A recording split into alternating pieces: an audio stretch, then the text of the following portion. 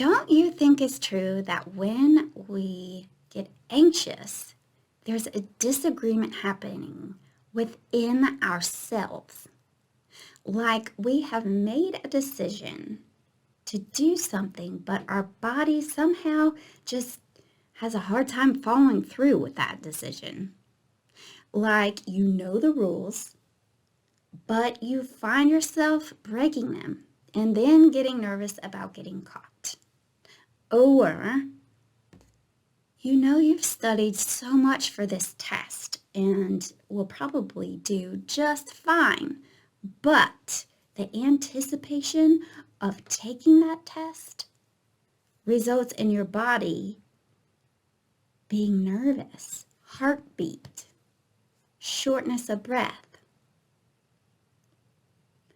Or you know you have prepared to be in this environment where you once experienced a panic attack, but your body continues to be nervous and dread actually doing the activity. How come we have this disconnect? And how do we get to a decision that works and aligns with our minds and our bodies and all our other parts?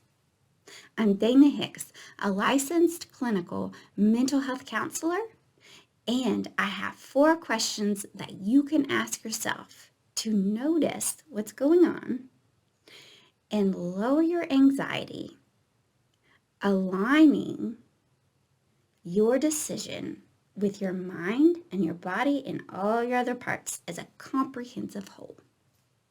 So first, why does this disconnect happen?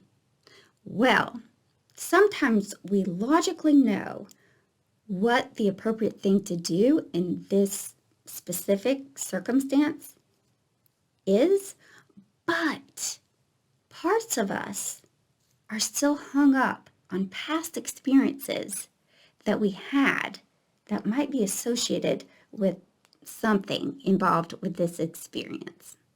So that's why different parts of us feel differently about the same thing. So how do we deal with this? Well, question number 1 is, what are the different parts and what are they thinking?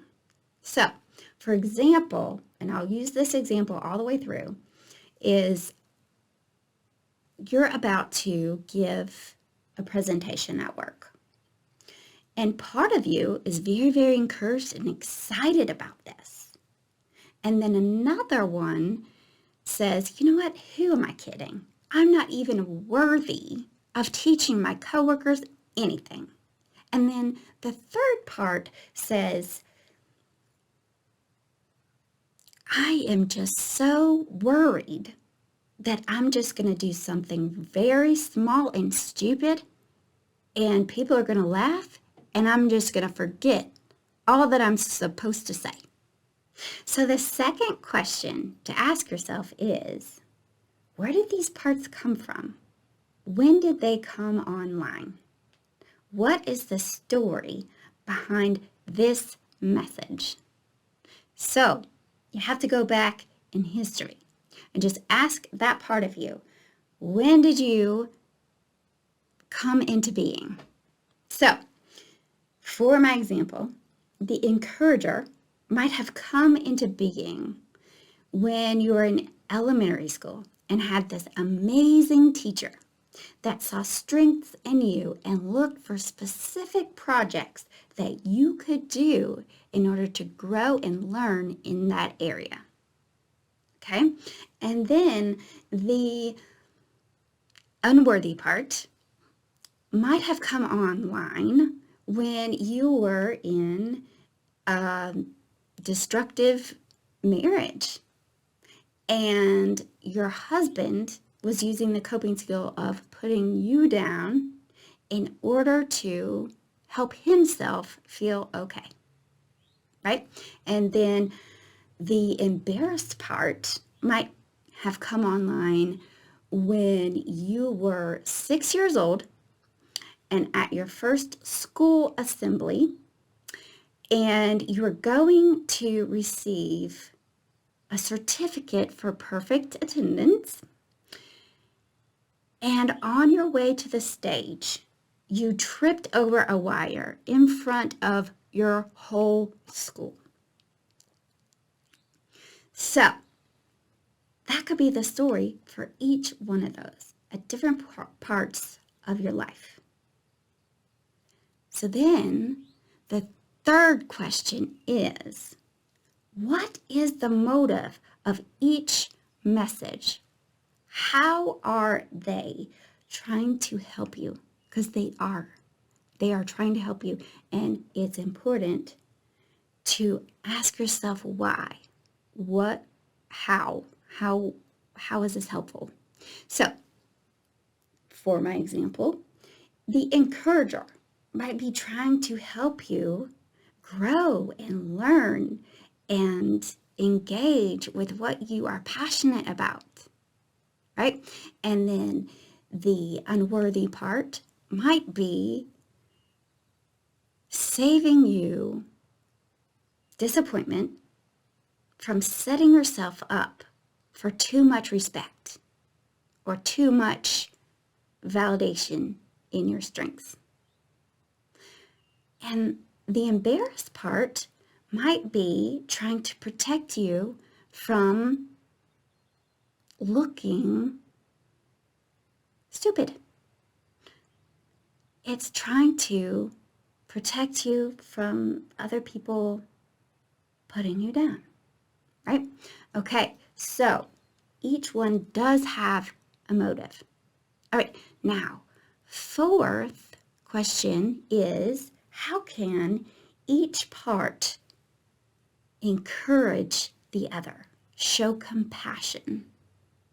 So, for my example, the encourager might be the one that offers validation to both the unworthy and the embarrassed part by saying, I understand how you would feel that way in that circumstance, right? And the unworthy part and the embarrassed part might show compassion by saying, I am going to try, encourager, to trust you. I'll do my best to try to trust you. Okay? So then, along with compassion, effective communication involves keeping each other in check. So that might look like the encourager saying, hey guys, yeah, that did make sense that you felt that way in that circumstance, but that is not now. And if we avoid this thing always, then we're never going to learn how to grow and learn from mistakes that we do make. And then the unworthy part might say, hey, encourager, it's really important to at least admit that you don't know everything so that other people don't think that you're pompous, right? And then the embarrassed part might say, hey guys, it's really important to think about all the details here, as many details as possible, so that we don't make silly mistakes and look silly, right? So after all of them have put their input in, the whole of the thing might be that, yes, they do the project, but in honor of the unworthy part, preface it with, hey guys, I'm not an expert in this field, but this is what I see as being helpful in this situation. Or taking questions at the end, or opening it up to suggestions of how other people might approach whatever the subject is, right? And then, in honor of the embarrassed part, all the parts might agree to practice the presentation as much as possible in order to lower the probability of mistakes. So, with all that agreed upon, the whole person is able to engage in the activity as a comprehensive whole.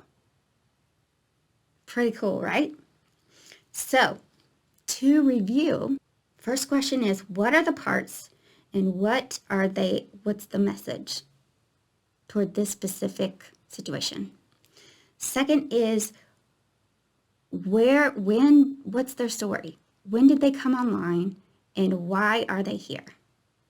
Third is, what is their motivation to help you? Because they are trying to help you. They're trying to serve you. Something about them has served you in the past, and that's very important to recognize, right? And fourth has two parts. How can each part show compassion for each other, but also keep each other in check according to this specific situation? And then, once they communicate in that way, a productive solution can be reached so that everybody agrees and they're all on board and everything is unified. So, that is my gift to you. And I hope it helps you smoothly engage with whatever you need. So, feel free to like, comment, and subscribe below with no strings attached.